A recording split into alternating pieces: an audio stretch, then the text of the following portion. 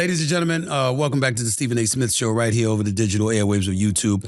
Listen, when I'm out, whether it's on a lecture circuit or any place else, I got this famous saying, I'm brilliant because I know I'm not. I simply learn from those who are, and I take notes and I do it from there.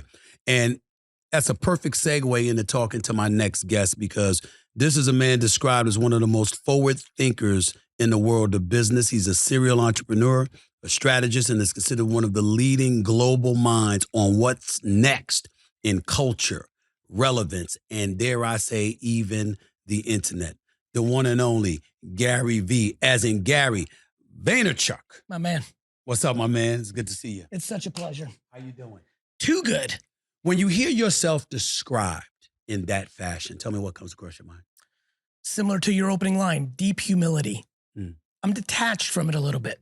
Mm. I'm detached a little bit from it. I get that I've worked really hard and I've earned, and I got into a place where I can get some roses and some flowers because I've put some points on the board. Mm-hmm. But, you know, I think a lot about like serendipity, the DNA, you know, why was I born with intuition that led to me being right about a lot of things? Mm. You know, why was I fortunate to be born in the Soviet Union, come to Queens, New York with nothing, and have the foundation of adversity? Adversity leads to success. That was, I didn't pick when I was born. Mm-hmm. So there's a lot of serendipity that went into it. A lot of hard work. Okay. I'm not, you know, I don't think you just get there on vision boards. You got to do it. When you say points on the board, Yeah. highlight and illuminate for folks what that means to you. What do you qualify or quantify as points on the board in your mind? Well, in my mind, points on the board is like what people talk about me behind my back that actually know me. That's the actual answer. Okay. In the way that I used it there, why do people look at me in the business world? I did invest in Facebook before people knew. I did invest in Uber before people knew. My brother took the first Uber in New York. I was early in this game. I did build my dad's local liquor store to an internet company in 1997 when people weren't even thinking that way. Grew from $3 million a year to $60 million a year in 4 years. Is that accurate? In 7. In 7. I did start VaynerMedia in a studio, in an office of another company because I had so little money. And in the last 14 years, it is a $350 million a year business. You know, so I've amassed my following. I've done work. I am a 5-time New York Times selling best author. I am a very prolific public speaker that gets comped properly. So I put in the work, but when I hear that, you know, it's nice, but I always want to not get high on my own supply. I'm still in the game. I'm trying to buy the New York Jets. Okay. I'm far away from that. Right. So what I'm really doing when I hear that is nice, thank you, grateful to my mom and dad, really, God, all that stuff, but still in pocket, still focused, putting nice wins on the board for my own self like this. You know, I'm honored to be on this show. I appreciate I'm a that. fan. Thank you so much. But then, you know, knowing that I want so much more. So, and being grateful if the God of life dropped down now and is like, this is it, you cap in here. You're going to flatten out, actually decline. I'm like, okay, like that's disappointing, Right. but I'm grateful for what I have, Wait. but I'm hungry for more. You've already made me even bigger fan of yours than I already was, because you talked about never getting high on your own supply. So you love Biggie. I appreciate that. Too much. You love the Notorious B.I.G. Way to go with Too that. much. Way to Somebody go with just that. asked me what my, literally an interview I just did. They're like, what would you be your ideal halftime show? Right. I said, Bone Thugs and Harmony and a hologram of Biggie. Wow. That's the halftime show I want. You Bone know, and Biggie is forever. I see you when people talk about the inordinate number of followers. I think it's like 45 million followers at the very least on social media. Why do you believe people follow Gary Vee? What are they looking for from you at this particular juncture in your life in terms of your interpretation? I think it's been ebb and flow. You know, my early base was because I was talking about wine and a lot of people were interested in it, and I wasn't talking snooty about it. So that was my early base. When I really popped off in 2006, 7, 8, 9, the economy was bad. And I was talking like, yo, you can make money on YouTube and Twitter, and people were confused by that.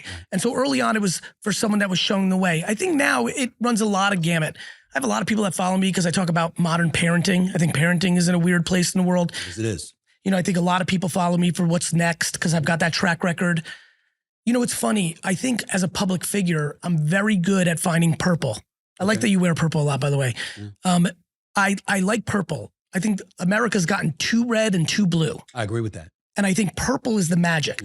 And so I think today, if I analyze why there's traction, I'm in love with purple. And I think people appreciate that because I think we're a little tired of the extremes. I'm looking at right now, just looking at some of your current companies, Vayner Media, Yes. you're the CEO, Yes. global advertising agency that creates a lot of content for tweets, Facebook posts, Yep. Pinterest, Instagram, and others. Next, you're the chairman, combination of several media companies. Of course, Vayner Sports, all right? Full service talent representation and brand consulting. We might need to talk. We might need to talk about that. Okay, I say Empathy Wines, of course, direct to consumer winery. Yep. And that caught my eye because of the world that we're living in, moving from linear to digital in television, in my world, which obviously everything is your world with what you're connected to right now. So as we sit here today and you're a visionary, how are you feeling about where we are as a nation, as a world, from an advertising perspective, from a global reach perspective, in terms of being an influencer? How are you feeling about this right now? Very happy Why? because I'm going to be historically correct. Okay. But what if you're historically correct about something very, very bad that you predicted? What about that? Well, I'm not predicting anything bad. Okay. In the context you asked the question, Okay. I'm the person in advertising right now that's saying 90% of the money that big brands are spending is going in the garbage. Okay. I'm the one that's saying a $7 million Super Bowl ad is a bargain because 165 million people will actually watch your commercial. Okay. But during even the biggest sport, the AFC and NFC championship game, nobody was sitting around excited to watch the commercials in between the game. Mm-hmm. I'm the one that's saying TikTok this or streaming that. So what I'm trying to do is day trade attention. Mm-hmm. That's what I do for a living. And by the way, it's why I've watched your career for so long. I mean, we're going way back. I'm like, oh, this kid's got something. Mm-hmm. You know, oh, this influencer. There's a reason Logan Paul or Charlie D'Amelio or all these things that happen in my career. I'm watching underpriced culture, underpriced distribution, underpriced executors. And so in the way that you asked, in the media landscape, I'm excited because things are about to change heavy. Okay. I was getting ready to ask you about that because I'm thinking about the merger that ESPN, Fox, the joint venture, I should say, not a merger, that ESPN, Fox, along with, Discovery, Warner Brothers Discovery got into. I'm looking at stuff like that. I'm looking at what their collective worth is compared to Amazon, which is in the trillions, Apple, which is in the trillions. The rest of those folks are in the billions. I'm wondering how you're feeling about stuff like that when you see it as a visionary. What's very clear is and this is something I've been talking about for about 7 or 8 years. Apple and Amazon were not coming to fool around.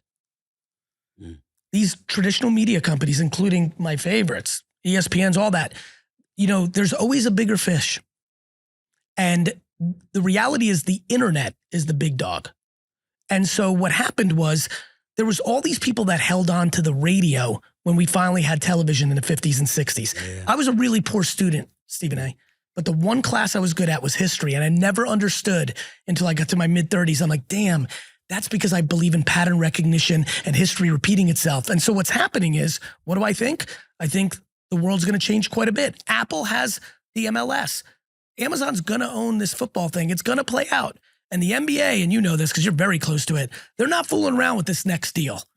And there's a lot going on. And Ryan Smith with the Utah Jazz is doing different stuff. And Matt Ishbia is with the Suns. Is like, things are changing. And the way people are going to consume content and how they consume and where, you know this, a kid that's got talent, 15-year-old you, 19-year-old you, 23-year-old you, he now has TikTok and YouTube. He can build his audience. He didn't need people to put him on. Right. People had to pick you along the way. People had to subjectively say you're a talent. And a lot, you know this, you came up with a lot of guys and gals. Some of them just didn't have the political luck of the draw. They didn't get picked, but there is no pickers anymore. Everyone goes direct to consumer now. Right. Social media is not a ha joke. Right. It is the foundation of everything. But is it just about numbers or it is about substance? I'm talking to Gary Vee, and every word, every syllable that comes out of your mouth is about substance. And then I earn numbers. All right, and do you earn numbers? Now, numbers are important. Numbers are matter. I pay attention to them every day, make no mistake about it. But I also see people that are getting an exorbitant amount of numbers, and they're getting it in a fashion, distributing and disseminating content that I might not necessarily vibe with. Do I go for the numbers and throw that aside and throw everything else aside because I want those numbers? Or do I attach myself to the substance, thinking that that's the long game that will ultimately reap the fruits of my labor? What's the mentality that somebody with that dilemma, or what's the mentality they should grab? I believe, especially watching you from afar, it's an easy question. I understand even why you're asking me this question. It just depends on how you read the tortoise versus the hare. Mm. You know, Absolutely. to your point, I tell people all the time, you need to be out there, but if you're saying things you don't believe, That's right. it's not going to play out. Never. The end. Plain It's a simple. very simple game. So in my content, one of the things that annoys all these kids that gave me daps on the way to walk in here, the one thing they'll tell you if you really talk to them, the thing that annoys them is that I push patience so heavy and they hate it. You know this, the kids. They want everything now. When we grew up, we were like, maybe at 40, some things would click in. They want everything now. And but I don't blame them. Right. World's fast. I get it. Right. But you can't do 5 push-ups and look like a G. Right. You got to put in the work. Mm-hmm. And so, you know, from my standpoint, what would I say?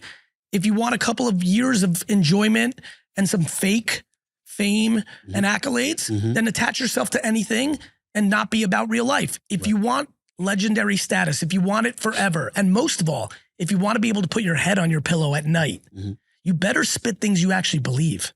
Listen, in your business, I see these people all the time come and go, and you know they're in trouble because you know they don't believe what they're saying on the, you know it. Yeah, I can't. I have no patience for the phoniness. And so for me too, like I can't, do you know in advertising how disliked I am?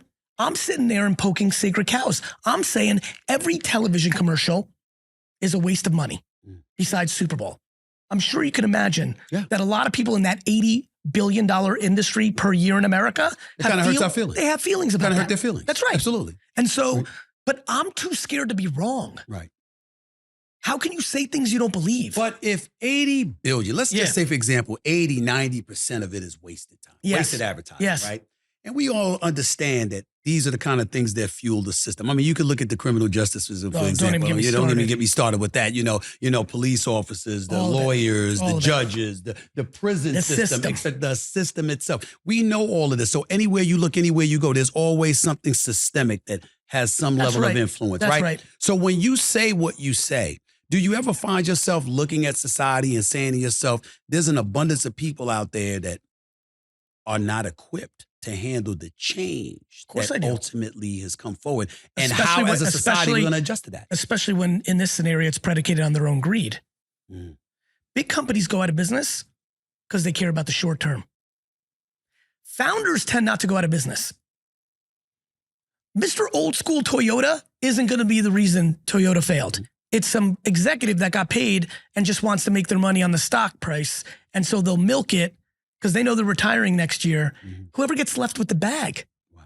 That's right. So in this scenario, the reason people keep spending money on television commercials is because the 4 media companies that buy those commercials are publicly traded and they make money on buying TV upfronts and they don't care. Linda ran NBC. She's like, TV's the best. She's now the CEO of Twitter X, and she's like, social media is the best. I'm not mad at Linda. I'm just using that as an example of something that just recently happened. She was the G of a big platform on NBC television. Makes sense. She's like, television's the best deal. She goes and becomes the CEO of Twitter. She's like, Twitter's the best. So I get that. But the reality is, it doesn't mean that these consumers are acting that way. And that's why there's always opportunities for kids and people on the come up, because big companies play short. Humans, the right ones, play long. As we sit here right now, so many people in the business has looked at the transition from linear to digital. Yes. Not just in television, but in anything. Everything. And their mentality is that most people haven't learned how to monetize digital. Do you agree that that has been the case? No, I think big companies don't want to give up the big bags that they've figured out in traditional. Right. There's plenty of people that have monetized digital.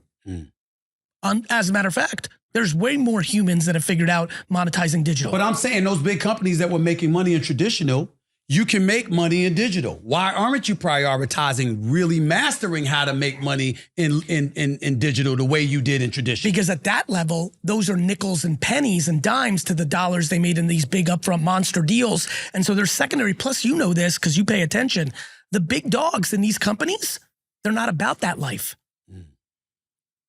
And so they make decisions based on themselves. Right. It's the naivete of the game.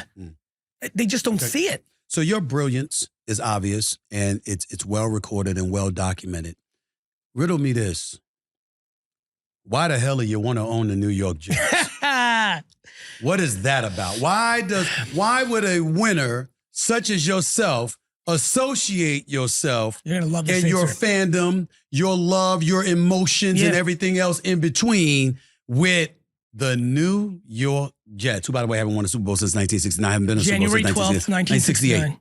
Yes. 68 season, January 12th, 1969. That's Best day ever. Mm-hmm. I was -6. That's right. -6. Go ahead. Because I want to be driving the car. The most guaranteed way that I know I'm going to get a Super Bowl is for me to do it. Okay. And they say that you say you're not worth enough I'm not. to purchase the New York Jets. May I ask how much you're worth, sir? I mean, if I liquidated everything and somebody thought that I would stay with the companies that I sold it to, I could get into some real numbers, hundreds of millions. Okay. I mean, But- hundreds of millions is very vague, sir. I like specifics. I mean, can I get like 5, I'm trying 6, to be, 7? I'm trying to be a I mean, little bit more I'm private just- with my life these days. Okay, no problem. But you at know, least I asked. Look, the Jets are growing. I'm building too. Mm-hmm. The problem is that these NFL teams are building fast too. So look, I think I need a good 10, 15 years of real execution to put me in pocket to make a play. Mm-hmm. But here's the thing, and again, looking from afar, we don't know each other like that yet, but hope we do over the next decades. Absolutely. When you're ambitious, you're kind of just, this is probably why you associate with athletes too. This is my assumption from afar. Okay. You know when you're in your zone. Yeah. I'm in my zone. Yeah. Like, I know I'm trying to get there. I also know there's a lot of serendipity that goes into it. Mm-hmm. I'm not in full control. The Johnsons may want to sell next year and it's over. I would have never thought, if let's say my goal was to buy the Mavericks. Okay. I would have been cooling because I'm like, Mark's young. Cuban's not selling this for another 2 decades. I'm good. Boom. It transacts. So I need a lot of things that I don't control to happen to go my way. I'm just focused on building an empire to give me a shot. Sports. Yes. That's the Jets. Yes. But in your line of work, sports and culture are equally important. It matters to you. That's your future audience. That's what you're doing and whatever. Yes. How do you think they intertwine in this day and age? How comfortable are you with it? Oh, I think sports is one of the 4 to 5 pillars of popular culture. Like sports and music, fashion and food have had a good decade or two. Fashion, food, sports, music, and what else? You know what's 5. One of the 5 pillars. I got one that's really emerging. It's not there yet. Okay. I'm going to make a prediction because I want to look at this in 15 years and be like, okay, here you are, Stephen A. Smith Show. Make that noise. Collecting. Something crazy is going on with collecting. And I grew up with it, sports cards, all that.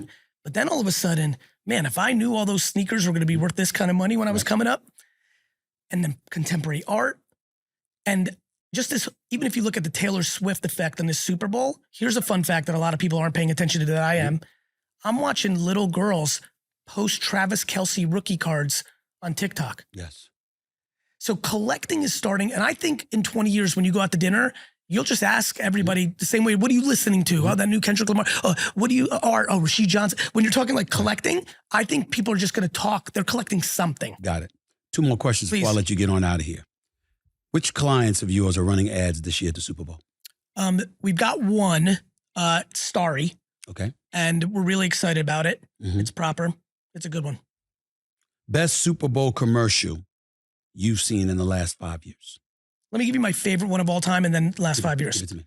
Favorite one's very personal. Cindy Crawford, Diet Pepsi, in her Daisy Dukes. That was the day that I went from being a boy to a man. And so that will always be number one for me. I was like, what are these feeling? I was like watching football, Redskins, Broncos, just chilling, being a boy. I was like, why am I feeling different things? So that was a quintessential moment of my coming of age. Last 5 years, Coinbase 2 or 3 years ago did that bouncing QR code. Okay. I think Super Bowl isn't selling enough or being transactional enough. They want to put celebrities in. They want to make us laugh. If I keep telling my clients, and they're still not there yet, but I think in Super Bowl spots, you should be getting people to download your app. You should be getting them to buy stuff. I still think this is Super Bowl 58, right? That's right. Yeah. If I'm a company that sells a $150 item, a sneaker, a technology piece, I'm saying my Super Bowl commercial is like, for the rest of this game, until the game ends, 000 on the scoreboard, this $150 item is $58. I don't think we're collecting first-party data. If you're paying $7 million, and then you got to make something for some money, get that data, because first party data, that's the game. Got you. Back to direct to consumer. I know we're wrapping up. Yep. When you are fully direct to consumer, because you will be, because it's an inevitable chess game. Something like that. You're going to want that first party data. It's nice to have 10 million followers on Instagram. It's a lot better if you had 10 million phone numbers and emails. I'm with you. Last question, real quick. I need a 1 minute answer on this. Gotcha. You leave here today because this will not be the last time you and I talk. I can promise you that. What message do you want my viewers and listeners to get from this conversation that we just sparked with one another as we look forward, as we move forward? In life, you find what you're looking for. If you want negativity, you can find negativity on the news and social media all day. But let me throw you the curveball, Curtis Martin, my guy. Perfect guy to walk by. Perfect guy to walk by. Yes. But if you are looking for positivity, it's all out there. And so your viewers, and I know your audience because I'm part of it and I watch how we all chop up of the things you say and things you get into, you need to start looking for positivity because you actually can. There's systematic things that are broken. Maybe your mom or dad, it was this. There was adversity everywhere, but you are actually capable in this internet world to do things. You just have to choose to. That gives, you know what? That gives us all hope for the future, because if people choose to be positive, then the world will be a better place and we'll all be in a better position. That's basically what you're saying. And I'll really go one last notch because I know we're out. When you are met with positivity, you do not have to act that way in return. And I'm not even saying Michelle Obama go higher. I'm saying feel bad for people that come with heat. For somebody to walk around and spend their time to tell you you suck, do you know how suck of a life that is? That. So be happy you're not the one doing it. My man. Real pleasure. One and only Gary Vee right here with Stephen A. Right here on the Stephen A. Smith Show over the digital airwaves of YouTube. Lessons, pearls dropped on everybody. This will not be the last time I have a conversation with this man on this show. I can promise you that, because I love to entertain, but I also love to educate. And I just received an education. I really appreciate it. For Gary Vee, this is Stephen A. signing off. Until next time, everybody. Peace and love.